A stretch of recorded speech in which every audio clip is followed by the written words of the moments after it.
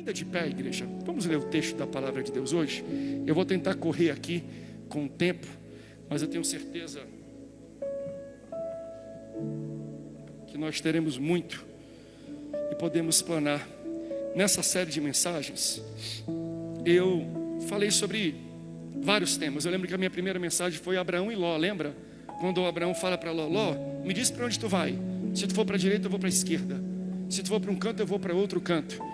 Porque Deus havia falado para Abraão: Abraão, sai da tua terra, da tua parentela e da casa do teu pai. Ele obedece a Deus parcialmente, ele sai, mas ele leva um sobrinho. Só que naquele tempo ele não era Abraão, ele era Abrão. Abraão é uma versão madura. Então Abraão tem que tomar decisões que Abrão fez. Uma versão sua madura, melhorada, vai ter que limpar as besteiras e sujeiras que uma versão insegura e imatura sua fez. Porque a vida é assim. A gente às vezes toma uma decisão e a decisão que a gente toma tem repercussões. Mas geralmente as repercussões dessa decisão em um tempo imaturo, a gente vai ter que lidar com ela em um tempo maduro. No começo da vida ele não tinha muita coisa para perder. Lá na frente ele tinha família, tinha posses e tinha muito para perder. Às vezes a vida parece ser injusta, né? A gente toma a decisão em um momento da vida que não tem nada a perder. Aí lá na frente, quando a gente constitui família, essa decisão errada nos assombra. Então Abraão tem que resolver um problema, ou Abraão tem que resolver um problema que Abraão fez. Eu falei um pouco sobre escolhas de relacionamento. Quando Abraão também, estou muito dentro dos patriarcas e hoje vou falar sobre eles. Chama o seu servo mais antigo e fala: vai lá na minha terra, porque eu não quero que meu filho Isaque case com mulheres aqui dos cananeus. Vai lá, porque eu não quero que ele se misture com esse povo e encontre lá uma esposa para o meu filho. E existiam ensinamentos em cima daquilo que Eliezer, entendo eu, ser o ajudante e o servo mais antigo da casa de Abraão fez. Eu falei aqui um pouco sobre Adão e Eva. Lembra na última? Como é que nós resolvemos o problema entre um marido e uma mulher? Da mesma forma que Deus resolveu. Quando o homem comeu do fruto e pecou, Deus desceu e falou: Adão, cadê você? A gente precisa conversar. Então existem muitos problemas que seriam resolvidos se a gente tivesse frequência nas conversas. Discutir relacionamento, o homem não gosta, mas isso tira muita dor de cabeça. É melhor uma dor de cabeça menor para resolver coisas maiores. Porque quando a gente não resolve problemas, problemas são encharcados de emoção. Aí você vai represando isso. Aí quando você vai tratar de muito problema, tem muita emoção. E aí a pessoa, ao invés de apresentar para você algo como uma carência, ela apresenta como um insulto. E aí não tem como a gente resolver quando a gente começa a insultar um ao outro. Era para minha esposa às vezes falar: olha, você falhou nisso e eu estou sentindo a tua falta nisso. Mas se tem muita emoção represada, ela fala: seu cavalo, seu jumento, seu nojento, seu troglodita, seu ogro. Aí não dá nem para conversar. Por quê? Porque problema também é cheio de emoção. Então quando a gente tem frequência em tratar o problema, a gente vai despressurizando as nossas emoções. E hoje, Deus me deu algo difícil de tocar, mas eu sei que muitas pessoas aqui ou viveram ou estão vivendo um drama como esse. Que drama é esse? Drama de problemas não resolvidos entre pais e filhos. Dificuldade de relacionamento com o seu pai ou com o seu filho. E às vezes o pai parte para a glória e a gente não tem uma resolução. Existe algo em aberto. A gente vive uma última conversa que foi mal colocada, e porque a gente não resolveu, a gente perpetua um sentimento de culpa, porque não me despedi, não pedi o perdão do meu pai. A última palavra do meu pai antes de partir para a glória foi uma palavra de maldição sobre a minha vida, e isso assombra a gente. Só que hoje eu vim dizer para você que Deus te dá uma segunda chance para você ser abençoado. Tem pessoas que falam: pastor, eu passei dessa vida, meu pai foi embora e a última palavra que ele me deixou foi dura. O teu pai do céu, Deus, tem uma segunda palavra para você, que vai extirpar e arrancar toda a dor e culpa que você tem. Gênesis capítulo 49. Nós vamos ver isso na vida do patriarca Jacó. Gênesis 49, versículo... Como a gente tem pouco tempo, versículo 5, eu vou resumir a leitura que é longa. Diz assim o texto, Gênesis 49, versículo 5. Simeão e Levi são irmãos. Isso aqui é Jacó, o pai de Simeão e de Levi, falando para eles. Simeão e Levi são irmãos, suas espadas são armas de violência. Que eu não entre no conselho deles e nem participe da sua assembleia, porque em sua ira mataram homens a bel prazer e aleijaram bois, cortando-lhes o tendão. Maldita seja a sua ira, tão tremenda, e a sua fúria tão cruel. Olha o que um pai disse para os seus filhos: os dividirei pelas terras de Jacó e os dispersarei em Israel. Palavra dura. Se você é uma palavra de Deus, diga: eu amo a Bíblia. Tome o seu assento me ajudando a pregar. Hoje vai ser um tom de ensino, mas se você der glória a Deus e aleluia, quem sabe Deus vem dar a revelação aqui para o pregador. Eu queria ler todo o texto, mas por causa do tempo quero me ater aqui. Depois você pega com o texto aberto, leia tudo. Qual é o contexto dessa fala de Jacó para os seus filhos? Jacó está no leito de morte, e ele reúne os seus 12 filhos, as 12 tribos de Israel, porque Jacó é Israel, e ele quer dar as últimas instruções, ele quer dar as últimas palavras, e como um patriarca e um pai, ele quer distribuir as bênçãos de um pai para uma nova geração. Não apenas nos tempos bíblicos isso tem valor, mas o nosso Deus é o mesmo Deus. A palavra de um pai sobre a vida de um filho pode mudar os destinos dele. Mas num tempo patriarcal, isso aqui era muito mais notório. Ele quer reunir, ele quer conduzir bênçãos, conduzir conselhos, mas aqui ele quer distribuir a sua bênção patriarcal. Bênção patriarcal é importante. Ela determina não apenas o destino de um filho, mas a posição que ele terá mediante a família. Em um tempo de tribos, o mais velho, o primogênito, recebendo ele, que era geralmente, naturalmente, o mais velho recebia a bênção patriarcal. O que essa bênção patriarcal representa? Primeiro, ela representa uma bênção divina, algo difícil de eu poder explicar. O mais velho que recebia do seu pai uma bênção patriarcal, tinha da parte de Deus amparo, da parte de Deus respaldo, da parte de Deus bênçãos que só Deus poderia dar. Mas no mundo terreno existia também um significado muito grande. Um filho que recebe a bênção patriarcal, geralmente o primogênito, ele tem autoridade sobre os demais irmãos. Em um tempo de tribos, o pai é aquele que faz a resolução dos problemas. O pai é que resolve os atritos. O pai é que faz o julgamento entre coisas que estão pendentes. O pai não estando mais no meio dessa tribo, quem ele outorgar a bênção vai ser o juiz da família. Então, se tem uma contenda entre irmãos, o que recebeu a bênção patriarcal é aquele que vai ser juiz entre eles. Segundo, quando o pai morre, ele tem bens, ele tem que fazer, levantar e fazer a sua partilha. O que recebia a bênção patriarcal tinha uma vantagem financeira. Ele recebia a bênção dobrada dos demais irmãos. Então, o que todos os irmãos recebiam, o que ele recebia era dobrado. Sem dizer que o nosso Deus é um Deus de gerações e um Deus patriarcal, no sentido de Deus, na Bíblia, se apresenta usando a identificação dos patriarcas, de um pai que abençoou um filho, que abençoou um outro filho. Eu sou o Deus de Abraão, eu sou o Deus de Isaac, eu sou o Deus de Jacó. Então, o fato de Deus se apresentar e se denominar usando o nome de pai, de filho, de neto, daqueles que recebem a bênção, já nos constitui um olhar importante e diferenciado para a bênção patriarcal. Isso mostra, então, o peso dessa bênção.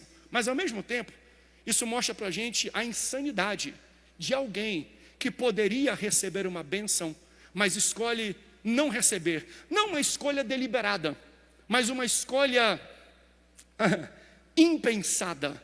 Antes de falar de Jacó e de seus filhos, porque aqui o contexto é Jacó falando com seus filhos. Mas Jacó, ele tinha um irmão chamado Esaú. Esaú era o seu primogênito. Na naturalidade das coisas, quem deveria receber a bênção patriarcal era Esaú. Só que certo dia, e você conhece a história, Esaú era um homem de caça, Jacó era um homem de cozinha, gostava de ficar em casa. Um dia Esaú volta de um trabalho de caça intenso, está morto de fome, está desesperado para comer alguma coisa, e vê Jacó preparando um guisado, uma comida, e quando ele chega ele fala, eu estou morrendo de fome, o que você quer? Eu te dou o que você quiser para você me dar um prato.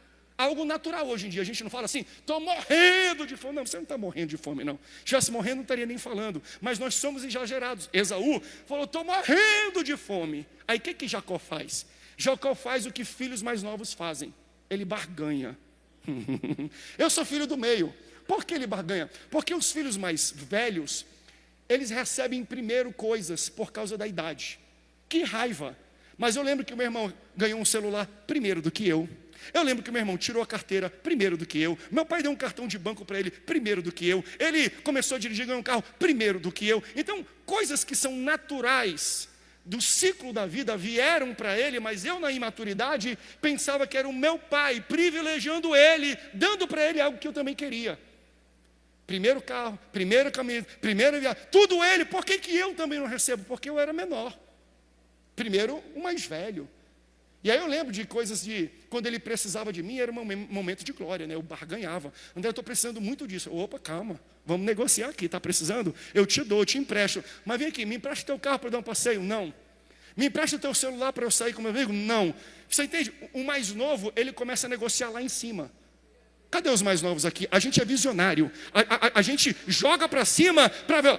Rapaz, se ele me dá R$2, já está fechado. Me dá o teu carro. A gente joga lá para cima para ver onde cai. Nós somos negociadores. E às vezes era assim, me dá o teu carro, me dá o teu celular para eu passear com meus amigos.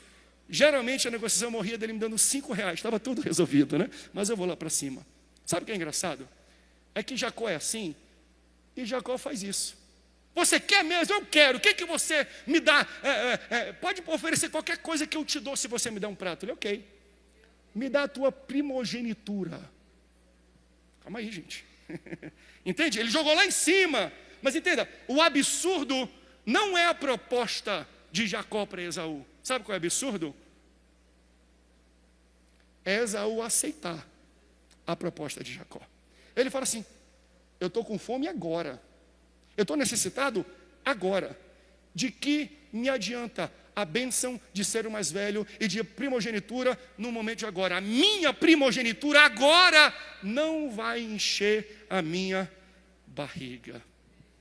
E a gente para falar, esse cara é maluco, esse cara é perturbado, esse cara é doido, trocou bênção espiritual, bênção financeira, bênção de autoridade por causa de um prato de comida. Ele é louco, pastor. Quem faria isso? Sabe qual é a minha resposta? Muitos de nós. Talvez alguém esteja fazendo isso. Muitas vezes, a gente perde coisas preciosas na família por causa de um momento de prazer. Por causa de uma barriga cheia.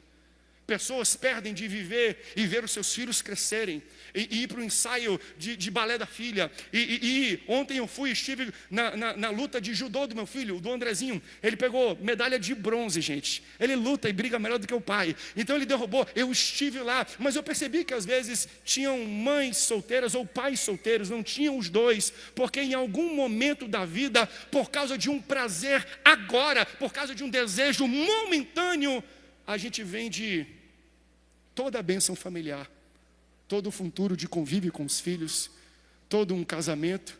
Eu paro para pensar, será que uma noite de prazer com uma mulher que se paga, que eu nem sei o nome, vale a pena tirar o último nome da Nayane, Câmara, do nome dela por causa de uma noite?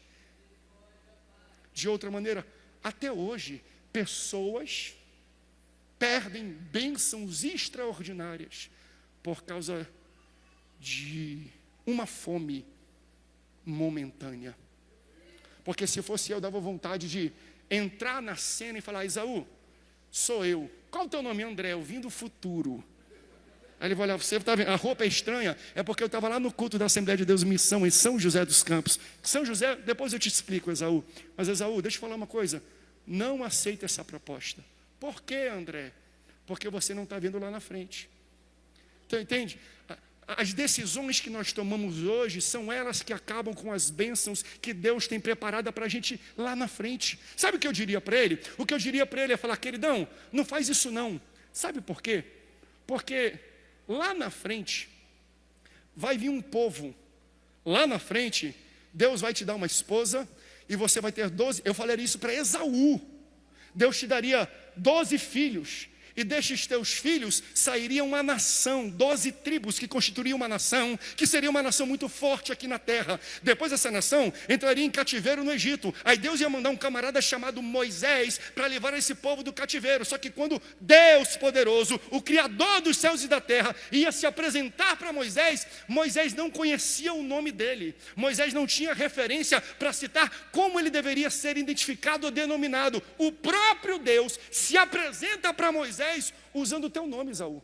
Ele chega para Moisés e fala: Moisés, eu sou o Deus de Abraão, eu sou o Deus de Isaac e eu sou o Deus de Esaú. Tem certeza que você quer perder essa bênção? Deus usar o teu nome, marcar o teu nome na história? Não apenas isso.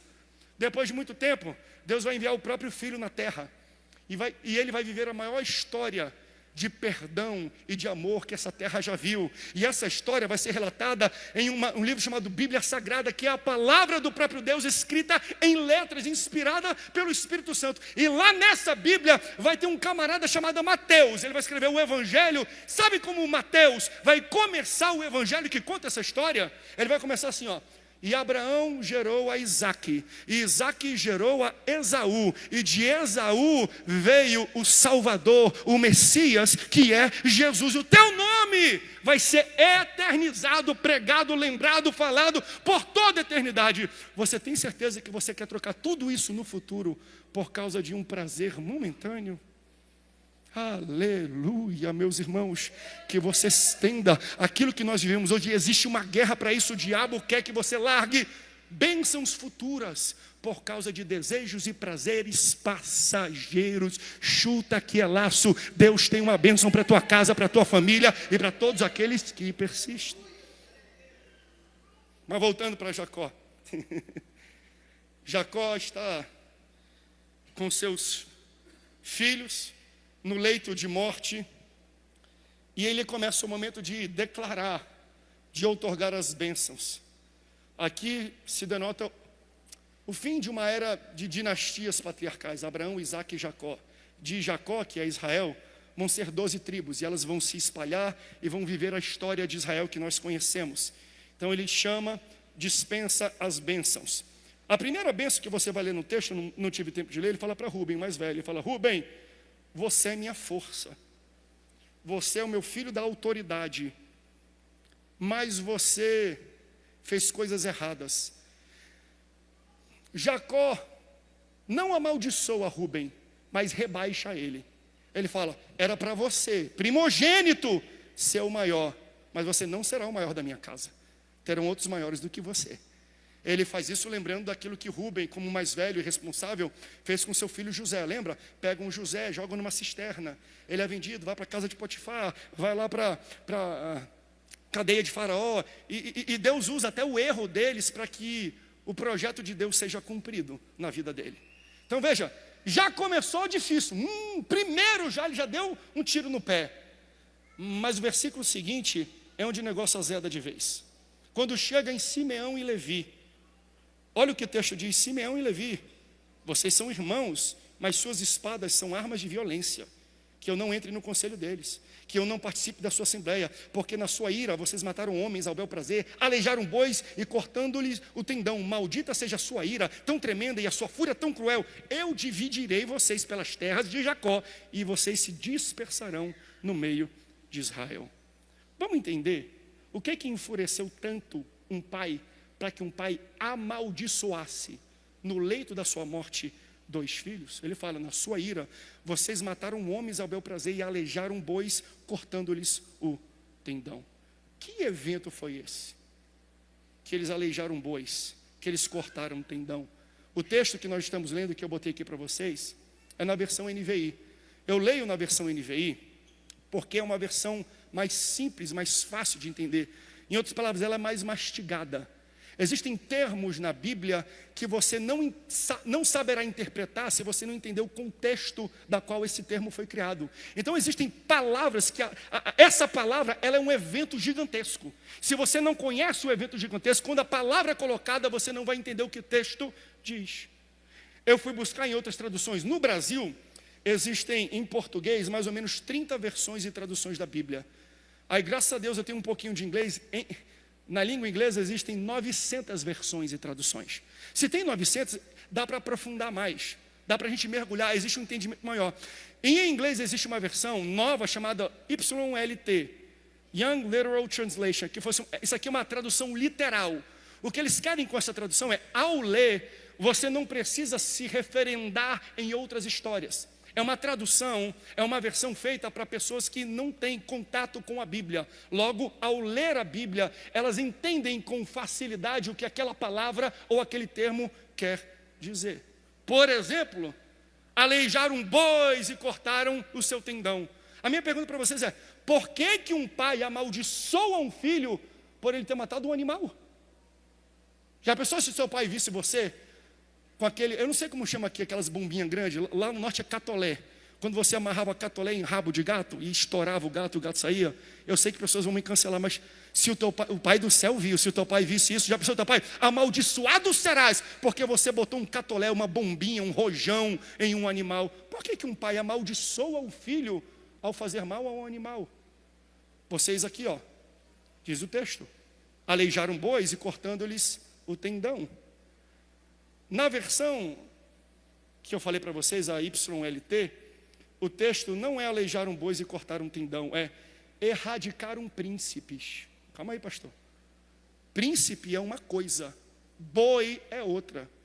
Neste tempo, o simbolismo do cavalo e do boi era dado para reis e príncipes. Então, quando ele fala que vocês mataram homens ao seu bel prazer e aleijaram bois cortando um tendão, mataram homens, mas vocês também aniquilaram e assassinaram reis e príncipes. Então, ao matar um rei e um príncipe, dá para entender por que o pai Jacó vai ter tanta raiva, tanto ressentimento no momento de distribuir as bênçãos entre os seus filhos. Então, quando ele vai fazer isso, ele leva em consideração as benfeitorias, mas ele leva em consideração os falhas e os erros que seus filhos fizeram. Então ele chega, Jacó, Simeão, eu conheço a história de vocês, e eu não tenho bênção para vocês. Vocês vão receber de mim uma maldição, vocês desaparecerão, vocês não terão tribo, vocês não terão nome, vocês estão fadados ao fracasso. Por que eu estou lendo isso? É uma palavra dura de um pai. Porque às vezes pessoas aqui que me assistem também na rádio, na internet, estão vivendo isso ou viveram isso na sua vida. Teu relacionamento com seu pai foi terrível. E a última palavra, a última conversa que você lembra com seu pai ou com sua mãe, foi uma palavra de maldição na tua vida. Foi uma palavra de derrota na tua vida. Foi uma palavra de, você não consegue nem falar bem de paternidade e maternidade. Tem pessoas que não conseguem, dentro da igreja, lidar bem com o linguajar quando a gente fala da paternidade de Deus, porque a paternidade terrena, ela foi tão nociva para você, que ela influencia o modo que você entende a paternidade divina. Mas hoje Deus colocou esse texto no meu coração para dizer para você, existe uma segunda chance. Deus pode construir no teu coração e no teu sentimento um segundo caminho. Vamos entender rapidamente o pano de fundo. Como foi que eles mataram para que o seu pai tivesse tanta raiva? Porque esse erro foi imenso deles. E todos os irmãos estão recebendo bênção publicamente na frente dos seus irmãos, recebem bênçãos, eles são os únicos que são humilhados na frente dos irmãos, publicamente. Vocês não serão abençoados. Se você tem memórias assim, hoje Deus quer te tratar aqui. Se você foi humilhado na frente de outros irmãos, se você foi preterido pelo seu pai e pela sua mãe, Deus tem um conserto para o teu coração nessa noite. Existe uma palavra de bênção dele para a sua vida. Deus pode te dar uma nova chance para a bênção. Pastor, não fui abençoado pelo meu pai, mas o Pai do céu vai quebrar isso essa noite, e existe uma bênção do Pai do céu para a sua vida. Jacó se recusa a abençoá-los por duas razões. Primeiro, por causa de José. Segundo, por causa do texto que nós lemos aqui. Eles mataram bois, eles erradicaram príncipes. Por que erradicaram príncipes? Simples, porque eles tinham uma irmã chamada Diná, e Diná, sua irmã, foi estuprada. A história é o seguinte, existia um príncipe, um camarada chamado Siquém, que encontrou Diná andando por aí. Ao encontrar Diná, ele violentou Diná. estuprou Diná. Só que no meio dessa violação, ele se apaixonou por ela. Ao se apaixonar por essa moça, ele volta para o seu pai e fala: pai, errei, mas me apaixonei.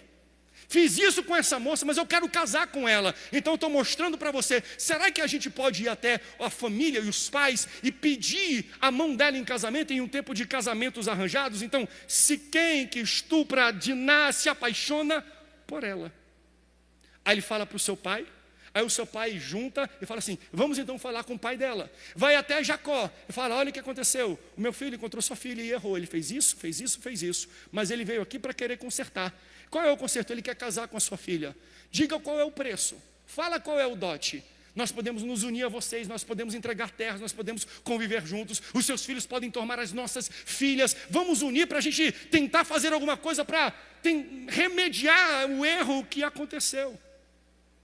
Aí o texto fala que Jacó não fala ainda para os irmãos, porque ele conhece para os filhos, porque ele conhece os filhos que ele tem. Então, quando eles vão pedir em casamento, ao invés de Jacó falar, Levi e Simeão tomam a palavra. Eles falam assim: não é bem assim não. Se vocês querem casar com a nossa irmã que você violentou, vocês vão ter que ser um conosco. Para eles, a aliança é tão grande, a circuncisão é tão grande, que lembra que Abraão falou: não quero que meu filho Isaque case com moças daqui, que não tem aliança com meu Deus. Volta lá na minha terra, Eliezer, e encontre lá uma moça para que ele possa casar. Isaque tem essa cabeça também. Então o que acontece? Ele fala assim, os irmãos falam assim: ela não pode casar, ela não pode ter aliança com pessoas que não têm aliança com Deus. Nós não podemos nos relacionar com pagãos. Logo, se vocês querem casar com a nossa irmã, todos os homens do país de vocês, da tribo de vocês, terá que fazer circuncisão. Circuncisão aponta para uma aliança. Circo, aliança, cisão, corte. É um corte que denota uma aliança. Homens se cortavam e o sangue que era jorrado desse corte denunciava uma aliança. Eles tinham no seu corpo físico uma demonstração de uma aliança espiritual. Que tipo de aliança? Aliança de sangue. Porque a aliança de sangue é a aliança mais forte que existe. A aliança de sangue é o que te faz estar vivo e vai levar você para o céu. O sangue de Jesus, que foi derramado por mim e por você, ele é o símbolo de uma nova aliança. Mas nós temos um problema aqui, porque veja, o rapaz Siquém, ao violentar Diná, ele também fez ela jorrar sangue, que naquele tempo era muito precioso. Uma moça sem relação. Para os judeus, nessa época, os hebreus, eles se casavam e parte da cerimônia, do ritual do casamento, é quando o noivo deitava com a noiva e no outro dia ele pegava o lençol do leito e mostrava a marca de sangue que era jorrado por causa do rompimento do ímen da mulher. Então, no corpo feminino, Deus colocou algo que é uma marca de uma aliança de sangue. Só que ela se aliançou com um pagão fora da sua própria vontade. Ela derramou o sangue por alguém que ela não queria. Ela derramou o sangue por alguém que a violentou, sem a sua próprio consentimento ou intenção. Já é um erro a violência e o estupro. Mas de outro lado, olha o erro que Simeão e Levi propõem. Já que ela derramou o sangue dela de maneira impura, de maneira imprópria, vocês vão ter que derramar o sangue de vocês também. É gente quebrando aliança atrás de quebra de aliança. Já que você quebrou a aliança que ela teria com um homem justo, agora vocês vão ter que fazer uma aliança com Deus. Só que eles são pagãos e nunca tiveram um relacionamento com Jeová. E eles querem que pessoas que não conhecem Jeová jorrem sangue e façam uma aliança com um Deus que eles não conhecem. Siquém violenta Diná e eles violentam espiritualmente todos os homens de Siquém. Você entende como um erro leva a outro erro? Como uma quebra de aliança leva a outra quebra de aliança? Aí o que eles fazem? A gente topa. Todos os homens de Siquém fazem circuncisão. O texto fala que 3 dias depois está todo mundo inchado, todo mundo inflamado, todo mundo deitado, ninguém aguenta, está todo mundo ruim. Aí Simeão e Levi pegam a sua espada e um por um matam todos os homens de Siquém. Olha que loucura, gente. Uma pessoa violentou a sua irmã. Eles vão lá e matam todos os homens dessa nação por causa do erro de um homem. matam todos os homens de Siquém, matam a Siquém e a seu pai que é o rei. Por isso que o texto fala, vocês ao bel prazer mataram homens e aleijaram bois, cortando-lhe um tendão. Não preciso nem explicar para vocês o que é isso. Vocês mataram homens, mas mataram príncipes e mataram reis. Então você entende? Ele falou assim, vai todo mundo se voltar contra a gente por esse erro de vocês. Vocês criaram uma aliança, fizeram um acordo, mas vocês quebraram esse acordo que fizeram com eles. Eles vão vir atrás de nós e vão nos matar. Então isso marcou o pai de maneira tão forte que no leito da morte ele lembra desse evento. E ele se recorda. Existe um ressentimento de uma quebra de confiança que os filhos fizeram com o pai. E no leito de morte, no momento de distribuir as bênçãos, ele fala, vocês, não fala mais em entrelinhas, vocês serão amaldiçoados. E a maldição de vocês é, vocês vão desaparecer da terra. Vocês serão dispersos. Ninguém mais vai ouvir o nome Simeão ou Levi. E a pergunta é, o que deu desses homens? De fato, sobre Simeão não se ouve falar mais. A tribo de Simeão, ela sumiu. Ela ficou dispersa. Ela foi erradicada. Eles se espalharam, se misturaram com outros povos e não tinham mais etnia ou identidade própria. Mas também tinha a tribo de Levi. Eu quero ministrar sobre elas, porque a palavra de um pai é muito pesada e ela influencia muito a vivência de um filho. Tanto que Simeão e sua tribo foi erradicada. Mas a palavra de um pai de maldição sobre a vida de um filho não é uma palavra definitiva. Deus tem a última palavra. E Deus pode dar para filhos aqui uma nova chance para receber uma bênção. Quando chega Levi, Deus começa a mudar a sorte deles no Êxodo. Aqui eu estou lendo Gênesis. Em Gênesis, Levi é amaldiçoado e fala, você vai ser disperso. A sua tribo vai sumir no meio de Israel. 400 anos depois, 10 gerações depois, o povo está aprisionado, cativo no Egito. Aí Deus levanta um camarada chamado Moisés. E é no Êxodo que Deus dá uma virada na vida da tribo de Levi, dá uma oportunidade para que eles possam recomeçar e viver um novo momento. Lembra quando Moisés sobe no Monte Sinai, Deus dá as tábuas da lei para Moisés, e quando Moisés desce, eles construíram um bezerro de ouro. Ele fica tão enfurecido que ele pega as tábuas da lei, que o próprio Deus esculpiu, que o próprio Deus escreveu ali, os mandamentos, ele pega aquela tábua, pastores, e joga no chão, e ele quebra a obra de Deus. Tamanha a fúria de Moisés ao ver aquilo que o povo tinha feito contra Deus. E aí ele toma uma atitude drástica. Ele vai e ele toma o seguinte posicionamento: ao descer, ele entende, existe uma parte que ainda é idólatra e não quer adorar o Deus vivo, mas existe uma parte que talvez queira se arrepender. Aí Moisés, ao descer, conclama toda Israel e fala assim: quem está do lado do Senhor, venha até mim. Pergunta crucial, oportunidade da vida. O que ele está falando é, eu exijo aqui um posicionamento imediato. Quem está do lado do Senhor, do Deus de Israel, do Deus vivo, venha até mim. Aí o texto vai dizer assim, em resposta ao chamado de Moisés, todos os filhos de Levi se ajuntaram a ele. Eles aproveitam a oportunidade para se consagrarem novamente ao Senhor. Mas veja qual é a instrução, pastor Sandro, que Moisés dá para a tribo de Levi. Quem está do lado do Senhor? Quem quer servir ao Deus vivo? Toda a tribo de Levi fala, nós queremos. Está aqui a nossa oportunidade. Nós fomos amaldiçoados, era para a gente ser disperso, ainda estamos vivos, mas está aqui o momento que Deus preparou. Aí olha que Moisés diz para a tribo de Levi: ponha cada um de vocês uma espada aqui do lado, uma espada na coxa, passa de portão em portão, todo o acampamento de Israel, vai batendo nas tendas, vai batendo nas casas, vai batendo onde tem coisa, e faça uma pergunta: você está do lado do Senhor? Se eles estão do lado de outros deuses, se eles querem adorar a bezerros, vocês pegam essa espada de vocês e matam os camaradas. porque eu vou limpar, eu vou erradicar a idolatria de Israel nessa noite. O texto fala que 3.000 homens morreram nessa noite. Pastor, parece um filme de terror essa sua pregação. Como é que o senhor quer que eu tire esperança desta pregação?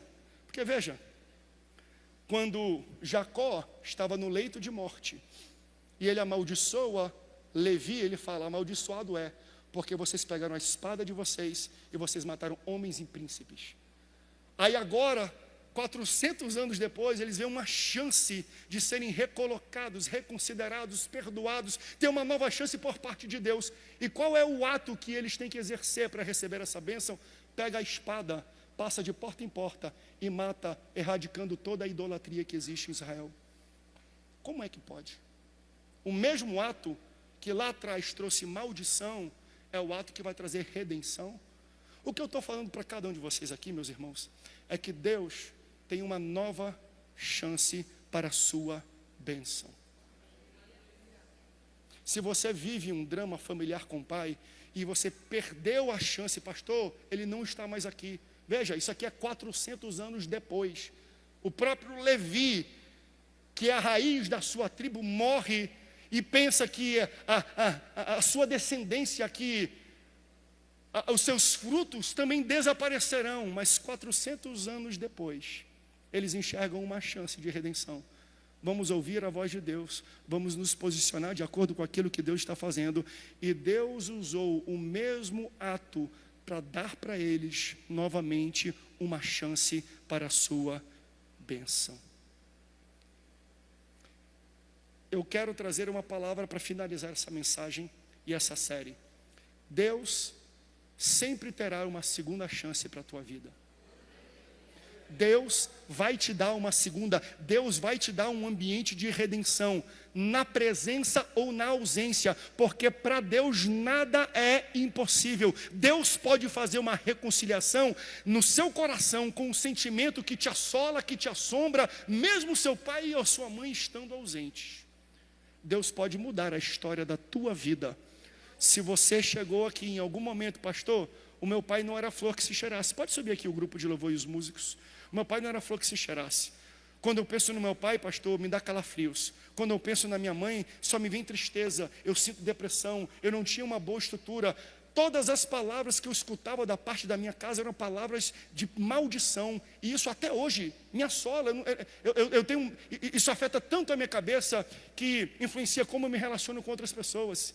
Se eu entro ou não entro num compromisso duradouro, eu tenho medo, pastor. Por quê? Porque na minha casa foi modelado algo tão ruim que hoje eu não consigo romper. Deus te trouxe no final dessa ministração e dessa série de mensagens para dizer: Ele vai te dar a partir de hoje uma nova chance para a sua bênção. Se lá atrás você ouviu palavras contrárias, Deus fala: minha palavra está acima da palavra dos homens. E se você ouviu uma palavra de maldição, Deus tem uma palavra de bênção para a tua casa, para o teu casamento, para a tua vida, para mudar as tuas emoções. Ele tem conserto.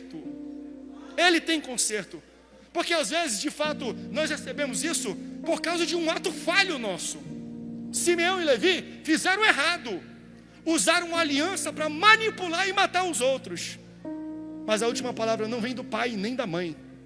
Pode o teu pai e a tua mãe te desamparar, mas eu não te desampararei, diz o Senhor dos Exércitos, o Deus Todo-Poderoso que está habitando aqui nessa casa. Por meio da lealdade a Deus, e eles agarraram uma oportunidade que mudou toda uma história de maldição, por causa de um momento. O que eu estou falando para você é que existem momentos preciosos e divinos. Aprenda a agarrar e entender que momento é esse. É aquele culto, é aquela palavra, é aquela música, é na tua sala de oração. Você sabe, o teu espírito dentro de ti, a tua carne fala: esse momento está diferente. Existe algo diferente, existe uma palavra diferente, existe uma profecia, existe algo que foi liberado na igreja hoje que é diferente.